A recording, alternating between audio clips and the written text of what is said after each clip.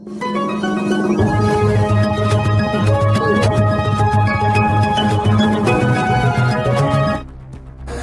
आयोगाच्या माजी अध्यक्ष रुपाली चाकणकर यांना एसआयटीने समन्स बजावल्यावर त्यांनी नाशिकमध्ये चौकशीसाठी येण्यास तयारी दर्शवली नसल्याचे खात्रीदायक वृत्त असून एसआयटीच्या भूमिकेकडे आता लक्ष लागून आहे।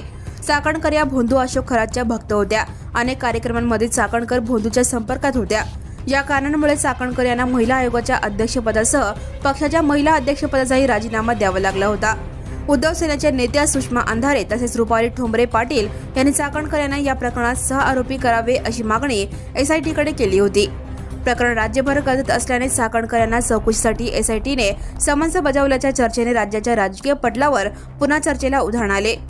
चाकणकर यांनी याविषयी अद्याप आपली भूमिका स्पष्ट केली नसली तरी त्यांनी नाशिकला चौकशीसाठी जाण्यास असमर्थता दर्शवल्याचे वृत्त आहे। दरम्यान चाकणकर यांचा जबाब एसआयटी कधी आणि कुठे घेणार याविषयीची माहिती एसआयटी पथकाकडून प्राप्त होऊ शकली नाही। Now and press the bell icon. Never miss a